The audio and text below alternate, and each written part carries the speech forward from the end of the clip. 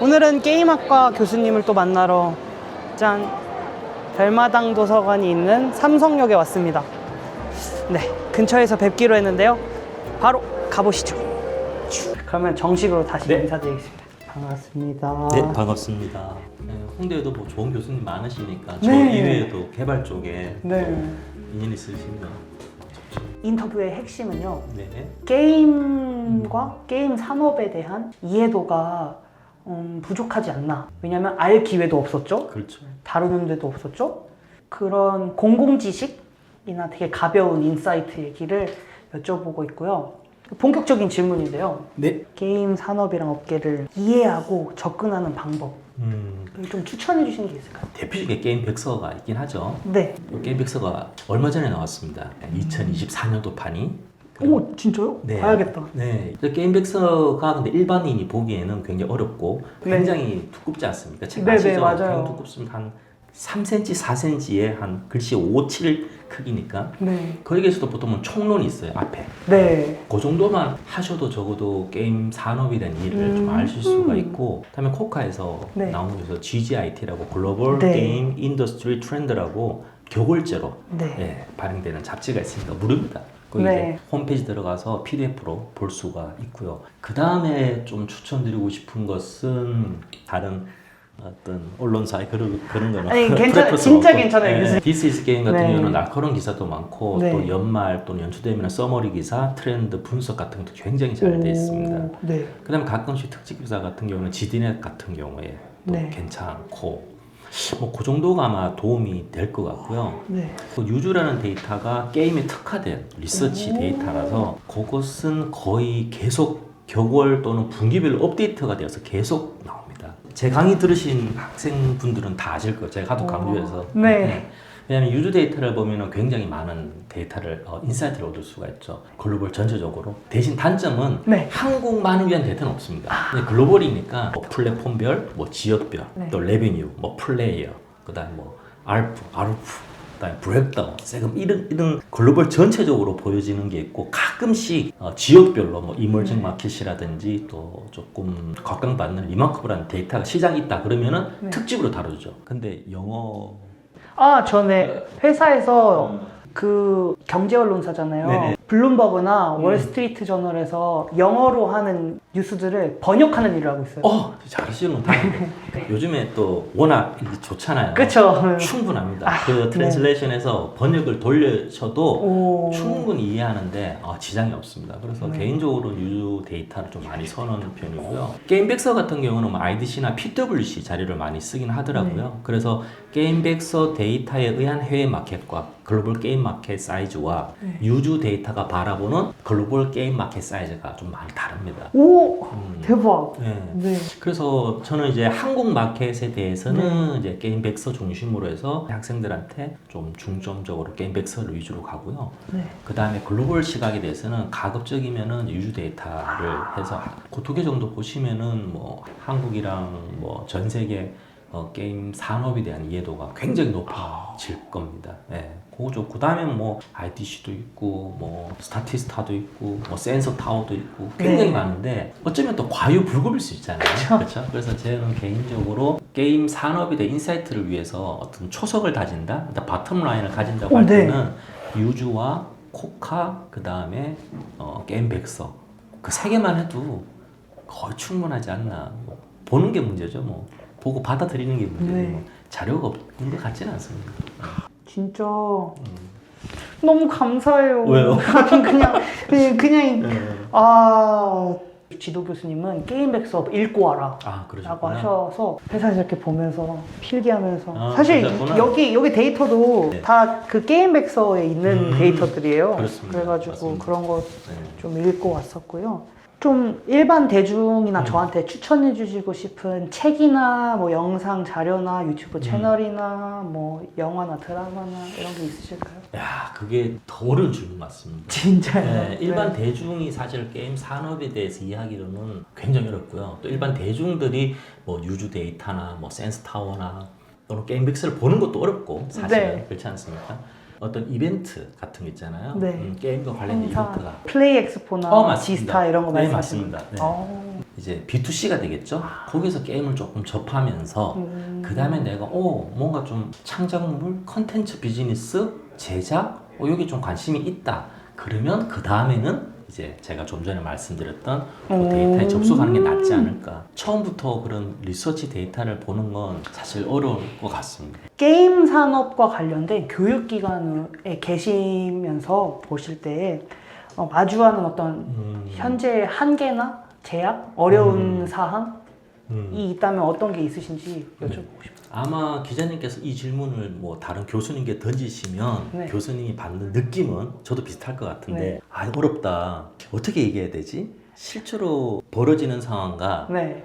외부에서 바라보는 시선과는 괴리가 항상 존재하잖아요. 모든 네. 조직이라는 것이. 일단 학교가 해야 될 것은 일단 가장 기본적인 게임 인더스트리에 관련된 인재를 양성하는 건 그는 뭐 누구나 기본이고 네. 더 중요한 것은 그게 산학 협동을 통해서 그 학과의 졸업자들, 네. 출신자들이 타 학과 출신자들보다 뭐 예를 들면 경영학과나 네. 다른 쪽 출신자보다 뭔가 메리트가 있고 네. 특징이 있어야지 게임 회사 입장에서는 그 학생을 픽업을 한단 말이죠. 네. 근데 그런 부분이 사실은 강조하기가 쉽지 않다는 거죠. 네. 과연 게임학과가 많을까? 어쩌면 컴퓨터 공학과 출신이 더 많지 않을까? 그 개발 쪽 하시는 분들은. 네. 그리고 사업하시는 퍼블리셔 쪽 그쪽 부분은 게임학과 출신보다는 경영학과가 더 많지 않을까? 그렇죠? 그러면 역으로 표현한다 그러면은 결국은 게임학과가 추구하는 것이 네. 회사에서 선호하는 인원과 괴리가 있다는 거지. 결론이 나오는 거죠. 만약 괴리가 없다면 게임 회사에서 충원을 할 때 또는 직원을 뽑을 때 게임학과 출신 학생들에 대해서 가점이 있어야 될 텐데 네. 또는 적어도 게임학과 출신들은 요거는 알겠지 라는 게 있어야 될 텐데 실제로는 그게 맞다고 보기에는 굉장히 어려울 것 같습니다. 조심스럽게 말씀드리지만은 그래서 그걸 해결하기 위해서는 결국은 뭐 게임학과뿐만 아니라 모든 학과가 그런 것 같아요. 네. 산학협동을 해야 되는데 산학협동이라는 거는 회사에서 원하는 바와 학교에서 원하는 바 네. 또는 학교에서 할 수 있는 것과 회사에서 할 수 있는 거를 조합적으로 만들어야 돼요. 공통분모 네. 교집합을 만들어야 되는데 그 사실은 모든 비즈니스가 그렇다시피 교집합을 만들까 그러면 서로 교환이 많아져요. 네. 미팅이 많아야 되는데 사실은 그렇게 활발하지는 않습니다. 그게 쉽지 않다고 네. 하시더라고요, 다들. 네. 그리고 여기에 대해서 또 반론을 하시는 분도 많겠지만 그럼 학교가 취업 사관학교냐? 그렇죠? 그렇게 되면 그렇죠. 근본적인 또 질문이 있는 거죠. 네. 학교는 일단 순수한 학문 플러스 알파 개념으로 취업에 도움이 되는 네. 그걸 원할 수가 있잖아요. 학교는. 네. 근데 게임 회사 입장에서는 우리는 순수 학문은 사실은 그거는 보다는 실제 졸업생들이 들어와서 적응 기간 또는 개발에 대한 기본 지식 이런 걸 조금 빨리 습득할 수 있게끔 미리 좀 트레이닝이 되었으면 하는 바람이 있는 거죠. 실제로는 아마 그 부분에 대해서 가장 큰 것 같아요. 근데 뭐랄까 누군가는 뭐 취업에 대해 뭐 학교가 취업사관학교냐 이렇게 말을 할 수 있겠지만은 게임 학과에 들어간 학생들은 게임을 만드는 입장을 배우러 가는 거 맞습니다. 아닌가요? 맞습니다. 그러면 결국에는 그 끝이 자기가 독자적으로 뭐 인디로 게임을 만들던가 게임 산업에 이제 이미 있는 회사들을 뛰어든다거나 결국엔 취업이진 않나요?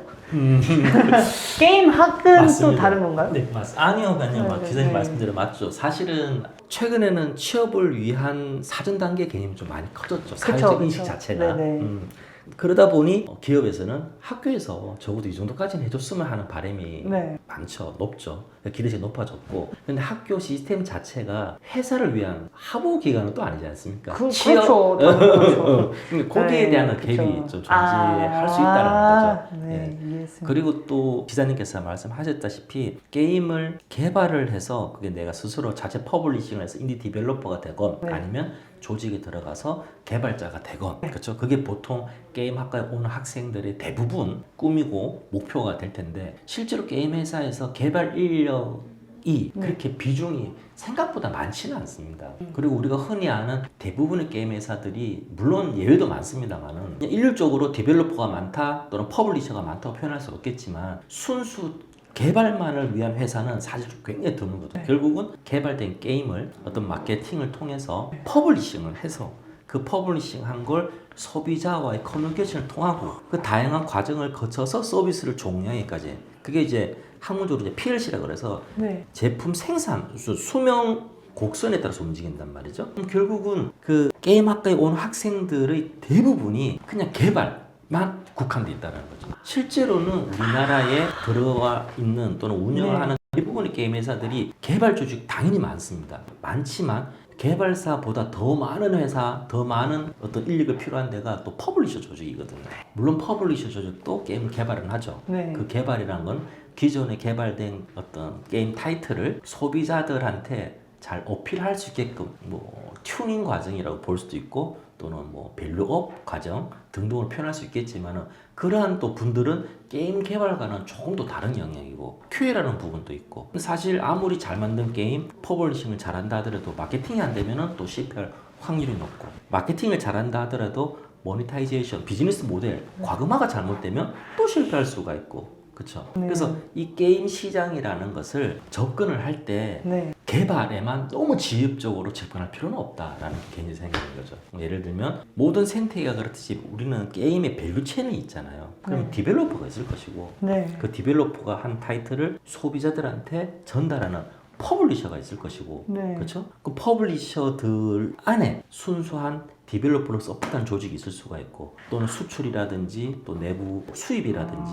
했을 경우에 로컬라이제이션 이슈가 있을 것이고 네. 또는 그 지역에 있는 사회나 문화적인 측면에서의 거부감이 있는지 없는지 또는 퀄리티가 되는지 안 되는지 네. 또는 게임으로서의 버그가 있는지 없는지 그 QA가 있을 것이고 그죠? 굉장히 다양한 파트가 많단 말이죠.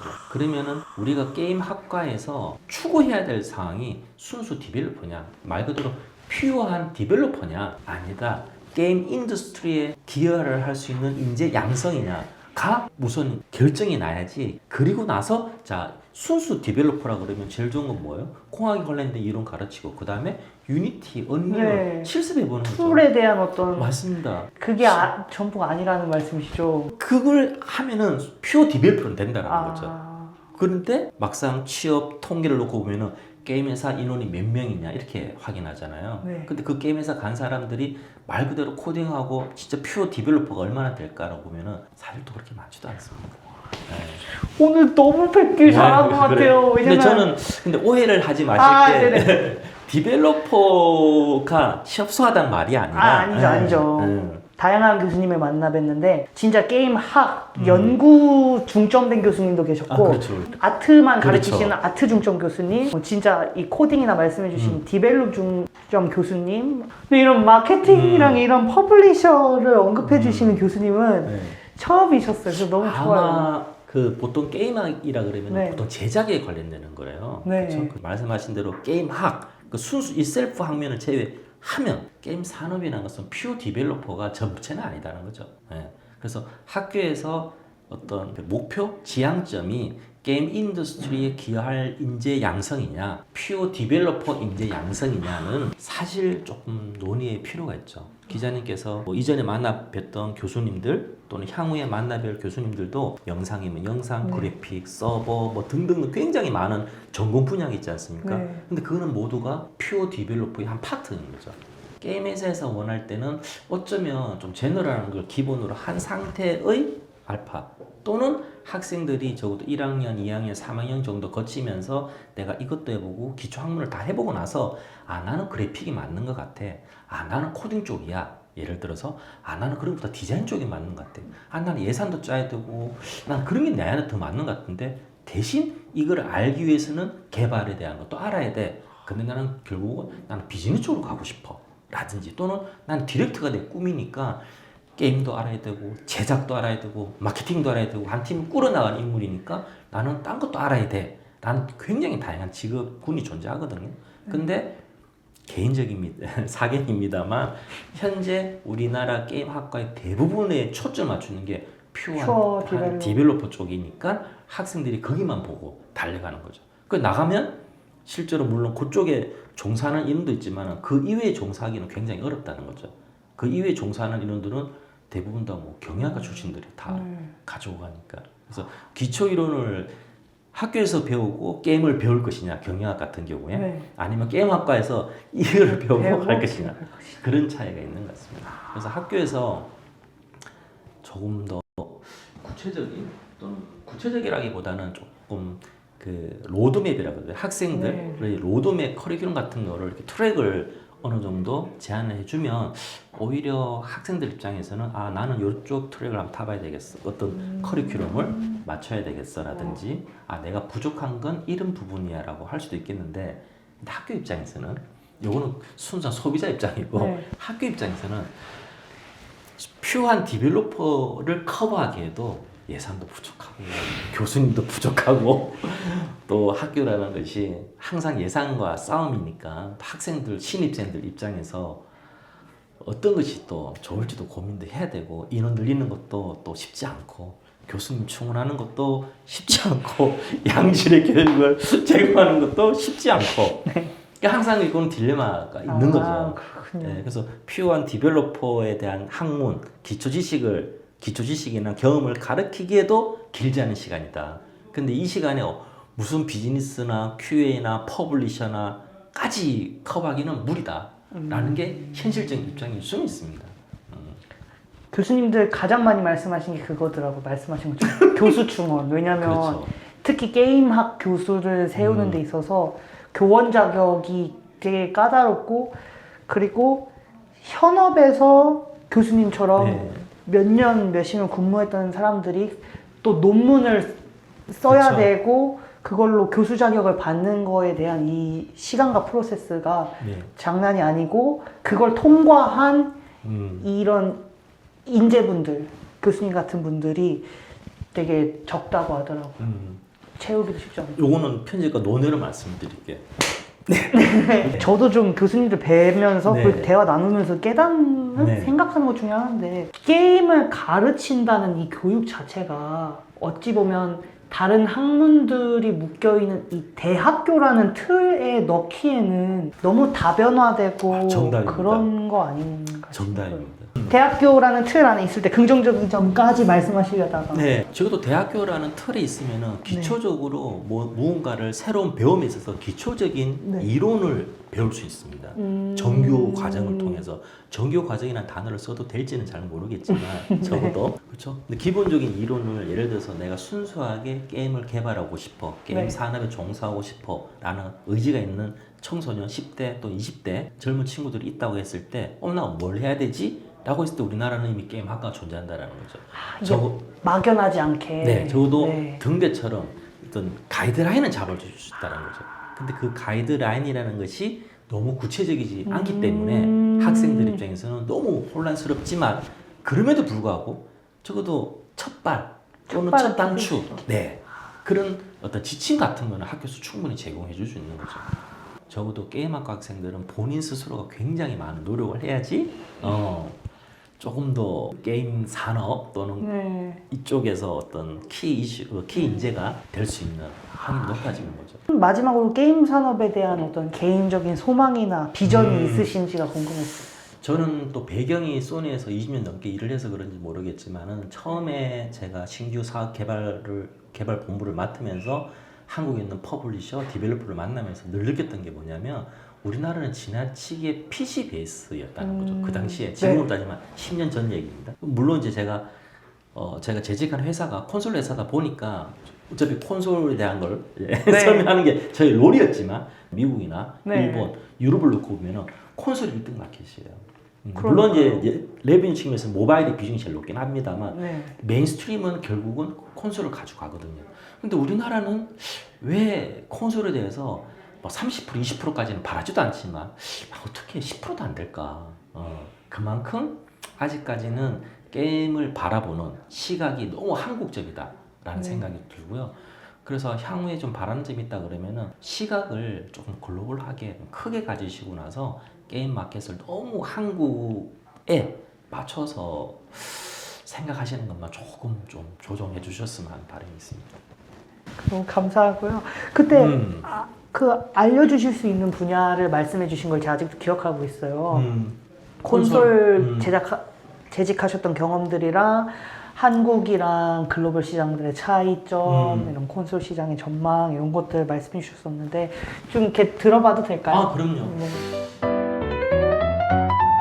어둠의 게임 기자 줄여서 어겜기